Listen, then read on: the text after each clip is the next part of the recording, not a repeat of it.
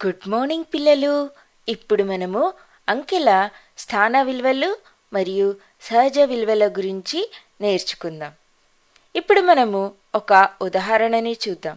ఇక్కడ చూడండి, సోనా మరియు ధార.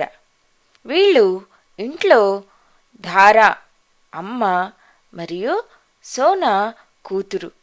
ఇక్కడ ధార సోనాకి భోజనం పెడుతుంది. అయితే ఇంట్లో ధార అమ్మ మరియు సోనా కూతురు. అదే బడిలో వచ్చేసరికి ధార ఉపాధ్యాయురాలు మరియు సోనా ఒక విద్యార్థి. అయితే స్థానం మారినప్పుడు అమ్మ ధార ఉపాధ్యాయురాలయ్యింది మరియు సోనా కూతురు విద్యార్థి అయింది. మనం సహజంగా చెప్పాలంటే ఎక్కడ చూసినా ధార ధారాగానే ఉంటుంది మరియు సోనా సోనాగానే ఉంటుంది. కానీ స్థానాలు మారినప్పుడు స్థానపు విలువను బట్టి ధార ఇంట్లో అమ్మగా మరియు బడిలో ఉపాధ్యాయురాలుగా ఉంటుంది.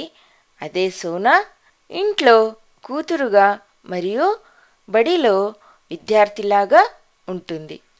ఇప్పుడు మనము అంకెలలో చూద్దాం. ఇక్కడ 1, 2 అంకెలున్నాయి.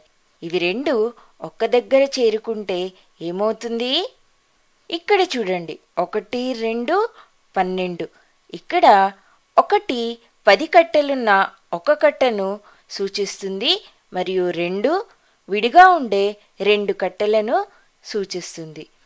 అలానే ఇక్కడ చూడండి, 21. 21లో 2 10 కట్టెలున్న 2 కట్టెలను సూచిస్తుంది మరియు 1 విడిగా ఉండే కట్టెను. అయితే అంకెలు అవే ఉన్నాయి, కాకపోతే ఒక్కో దగ్గర ఒక్కో అంకె వేరే వేరే వాటిని సూచిస్తుంది. 12లో 1 10 కట్టెలున్న ఒక కట్టెను మరియు 2 విడిగా ఉండే కట్టెలను సూచిస్తుంది. అదే 21లో 2 10 కట్టెలున్న 2 కట్టెలను మరియు 1 విడిగా ఉండే కట్టెను సూచిస్తుంది. ఇక్కడ చూడండి, కుడివైపు ఉన్న అంకె విడిగా ఉన్న 2 కట్టెలను సూచిస్తుంది. అనగా ఇప్పుడు దాని విలువ 2. అదే ఇక్కడ ఎడమవైపు వచ్చినప్పుడు 21లో ఎడమవైపు 2 10 కట్టెలున్న 2 కట్టెలను సూచిస్తుంది. అనగా 2 10లు. అర్థమైంది కదా పిల్లలు?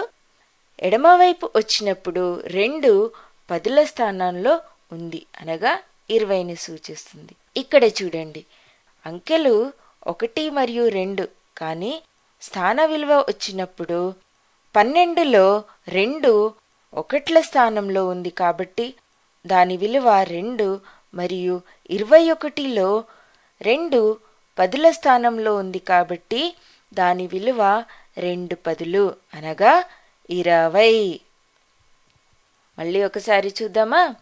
24లో 2 10 కట్టెలున్న 2 కట్టెలను సూచిస్తుంది మరియు 4 విడిగా ఉండే 4 కట్టెలను సూచిస్తుంది. ఇప్పుడు 42లో 4 10 కట్టెలున్న 4 కట్టెలను సూచిస్తుంది, అనగా 40.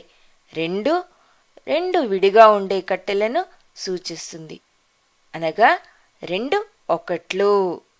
ఇప్పుడు మళ్ళొకసారి చూద్దామా? 24లో 4 1ల స్థానంలో ఉంది, అనగా 4 విడిగా ఉన్న 4 కట్టెలని సూచిస్తుంది. అదే 2 10ల స్థానంలో ఉంది, అనగా 10 కట్టెలున్న 2 కట్టెలను సూచిస్తుంది, అనగా 2 10లు. 2 10లు అనగా 20. ఇప్పుడు 1ల స్థానంలో ఉంది కాబట్టి 4 స్థాన విలువ 4. అదే 2 10ల స్థానంలో ఉంది కాబట్టి 2 స్థాన విలువ 20. ఇక్కడ చూడండి, 24లో 4 1ల స్థానంలో ఉంది, అంటే 4 విడిగా ఉన్న 4 కట్టెలను సూచిస్తుంది. అదే పదుల స్థానంలో వచ్చినప్పుడు 4 10 కట్టెలున్న 4 కట్టెలను సూచిస్తుంది, అనగా 40. ఇప్పుడు దాని స్థాన విలువ ఎంత? 40. అర్థమైంది కదా పిల్లలు? మనము ఎడమవైపు వచ్చిన కొద్దీ వాటి స్థాన విలువలు 10 రెట్లు పెరుగుతాయి. కాబట్టి 4 ఒకట్ల స్థానంలో ఉన్నప్పుడు 4 మరియు 10ల స్థానంలో ఉన్నప్పుడు 40. అయితే సహజ విలువ అది ఒకట్ల స్థానంలో ఉన్న 10ల స్థానంలో ఉన్న దాని విలువ 4. సహజ విలువ అనగా 4 5 కానీ 6 కానీ సూచించదు. అది ఎప్పుడూ 4లానే ఉంటుంది. కనుక 4 సహజ విలువ 4. అదే స్థాన విలువకొస్తే ఒకసారి 4, ఒకసారి 40 ఇలా మారుతూ ఉంటుంది. ఇక్కడ చూడండి, సోనా సహజ విలువ ఇంట్లో అయినా స్కూల్లో అయినా సోనాగానే ఉంటుంది. అలానే 4 సహజ విలువ ఒకట్ల స్థానంలో ఉన్న 10ల స్థానంలో ఉన్న 4 లాగానే ఉంటుంది. కానీ స్థాన విలువ స్థానం మారినా కొద్దీ దాని విలువ మారుతూ ఉంటుంది.